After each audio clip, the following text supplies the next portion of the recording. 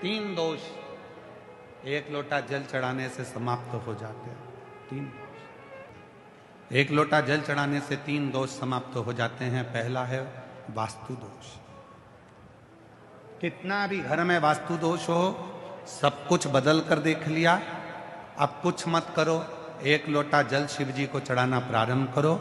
शंकर भगवान वास्तु के देवता हैं। जल चढ़ाओगे, जल चढ़ाना पड़ा।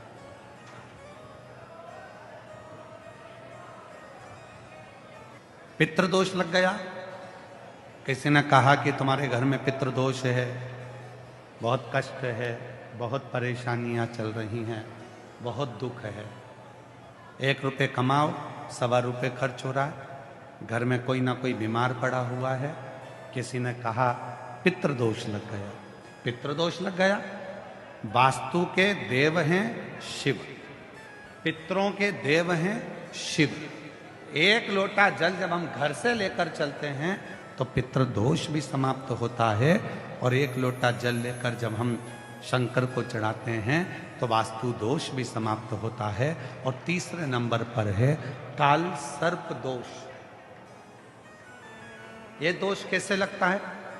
काल सर्प दोष लगा कैसे? क्यों कहा ब्राह्मण देवता ने पत्रिका देखकर कि तुम्हें काल सर्प दोष है? पहले के समय में ये दोष नहीं होता था। बुजुर्ग माताएं बैठी हैं। पूर्व समय में बहुत बड़े बड़े ज्योतिषी होते थे। जितनी बुजुर्ग माता बैठी हैं 80 साल, 85 साल, 70 साल की, उनके भी गांव में, उनके भी पीहर में बहुत बड़े बड़े ज्योतिषी होंगे, और कभी उन्होंने किसी के मुख से नहीं सुना होगा कि काल सर्प दोष होता। कभी नहीं सुना। अभी अभी एक दोष चालू हुआ जिसको कहते हैं काल सर्प दोष। कहां से प्रारंभ हुआ? उसका प्रारंभ का कारण क्या है? उसके प्रारंभ का एक ही कारण है। क्या कारण है? पहले के समय में भगवान को स्नान कराते थे। घर में जो थाली में, पात्र में भगवान को स्नान कराते थे, उस स्नान का जल, भगवान के स्नान का जल हम पेड़ों में, पौधों में, बगीचे में डाल देते थे। अब भगवान के स्नान का जल हम बगीचे में नहीं डालते। अब हम भगवान के स्नान का जल पेड़ों में नहीं डालते। हम भगवान के स्नान का जल हम क्या करते हैं? उसके स्नान का जल, परमात्मा के स्नान के जल को ले जाकर तुलसी के क्यारे में डाल देते हैं।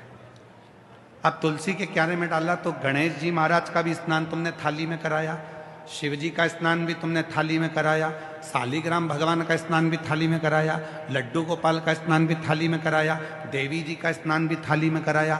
एक ही थाली में तुम्हारे मंदिर में जितने भगवान हैं सबको तुमने थाली में रखा, लोटा उठाया, सब पे जल चढ़ाया, सबका स्नान कराकर और पहुंचकर तुमने मंदिर में वापिस रख दिया। सबके स्नान का जल एक साथ ले जाकर तुमने तुलसी जी में डाल दिया।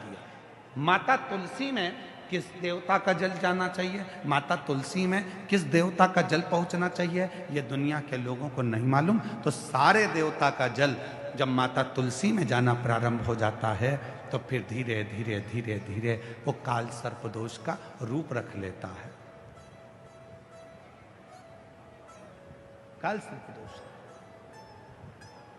इसलिए पहले का नियम अपनाओ।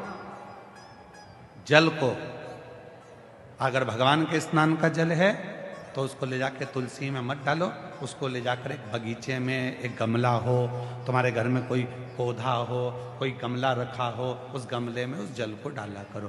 तुलसी में तो साफ जल डालो। 1 लोटा जल भर के ले आओ, माँ तुलसा में डालो, तुलसा जी की परिक्रमा करो, दीपक लगाओ, प्रणाम करो, निवेदन करो, उनको नमन करो। पर हम क्या सोचते हैं कि सारे स्नान का जल तुलसी जी में ले जाके डालो। 3 दोष है, वास्तु दोष, पितृदोष, काल सर्प दोष। इन 3 दोषों को यदि मिटाना है तो हमें कहीं नहीं जाना, 1 लोटा जल भरना, शिव मंदिर में जाना चालू करना, शंकर भगवान को जल चढ़ाना प्रारंभ करना, और प्रेम से बाबा को अपने मन का भाव कहना, जीवन के सारे दोष समाप्त होना प्रारंभ हो जाए। मंथरा गई। जब भरत जी अपने नाना के घर से आए तो मंथरा उनके पास भी गई, और जो भरत जी के पास जाकर मंथरा ने बोलना चालू करा तो भरत जी को गुस्सा आया और मंथरा को उठाकर पटक दिया। उसने नहीं सुना, भरत जी ने भी नहीं सुनी, कौशल्या जी ने भी नहीं सुनी, सुमित्रा जी ने भी नहीं सुनी। सुनी तो केवल एक ने सुनी, वो केकई ने सुनी। उस मंथरा ने कौशल्या जी के माध्यम से घर को तोड़ना चाहा, उस मंथरा ने सुमित्रा जी के माध्यम से घर को तोड़ना चाहा। उस मंथरा ने देख लिया कि जब कहीं काम नहीं चला तो केकई के पास भी गई, वहां जाकर कान भरे, वहां जाकर थोड़ा सा कानों में जहर घोला और उसने घर को तोड़ दिया। शिव पुराण कहती है एक मंथरा वो घूमती ही रहती है, ऐसा नहीं है कि भीलवाड़ा में नहीं आए। एक मंथरा है वो घूमती रहती है, वो भीलवाड़ा भी आएगी।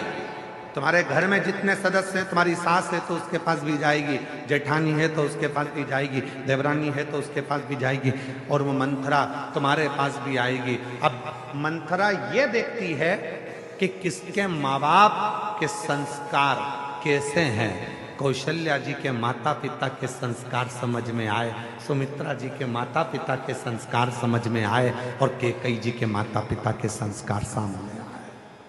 वो मंथरा आई।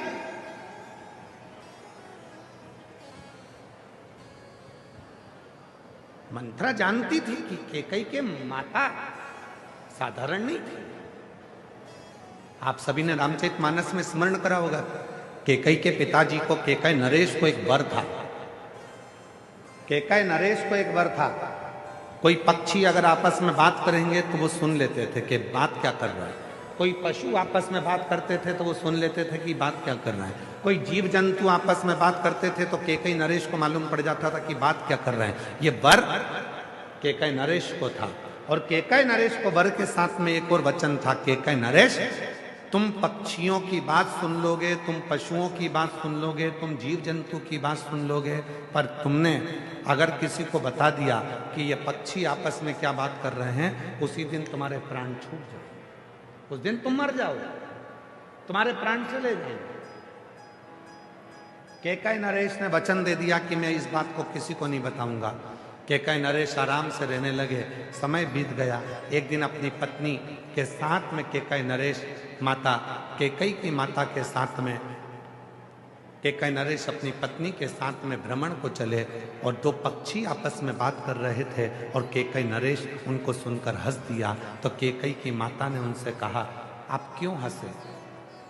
पति ने कहा, ये दोनों पक्षियों की बात सुनकर हंसा। तुम बात जानते हो? हाँ। मुझे बताओ कि आखिर हंसे क्यों? केकई नरेश ने कहा, मैं बता नहीं सकता, अगर मैंने तुझे बता दिया तो मैं अभी के अभी मर जाऊंगा।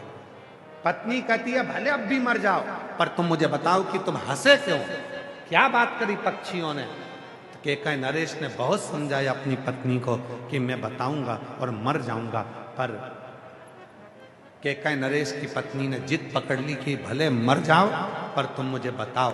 तब केकई नरेश ने दोनों पक्षियों की बात जैसे ही अपनी पत्नी को बताया, बताते से केकई नरेश के प्राण छूट गए, मर गया। मंथरा जानती थी माता पिता के संस्कार एक ऐसे संस्कार होते हैं जो जीवन में हमेशा अपने भीतर रहते हैं। इसलिए मंथरा आएगी, तुम्हारे को भड़काने का प्रयास करेगी। बहू तुम्हारी गलत है, सास तुम्हारी गलत है, बेटा ऐसा है, बड़े बेटे ने ऐसा कर दिया, छोटे बेटे ने ऐसा कर दिया, उसने वैसा कर दिया, उसने वैसा कर दिया। ये मंथरा धीरे धीरे धीरे धीरे स्लो पॉइजन तुम्हारे कानों में देना प्रारंभ करेगी। और याद रखना, ये तुमने जो अगर मंथरा की बात को सुन लिया तो तुम्हारा घर टूट गया, फिर वो घर संभल नहीं पाया, फिर टूट कर ही रहता है, टूट ही। अब कई लोग कहते हैं, गुरुजी मान लो कोई ने अगर हमारे कानों में आकर कुछ कह दिया और हमने सुन लिया और सुनकर हमारा घर टूट गया, तो उस घर को वापिस जोड़ना है तो क्या करना पड़ेगा? तो कितनी सुंदर बात कही है, लोहे को काटने के लिए लोहे का प्रयोग करना पड़ता, रोग को मिटाने के लिए दवाइयों का प्रयोग करना पड़ता। उसी तरह अगर तुम्हारा घर दूसरों के सुनने से बिगड़ा है तो तुम्हारा घर शिव महापुराण की कथा सुनने से सुधरना प्रारंभ हो जाए। सुनने से बिगड़ा, यदि घर सुनने से बिगड़ा है तो सुनने से ही सुधरेगा। दूसरे का कहना सुना, घर बिगड़ा। अब शिव पुराण सुनो, घर सुधरेगा, घर सुधरेगा।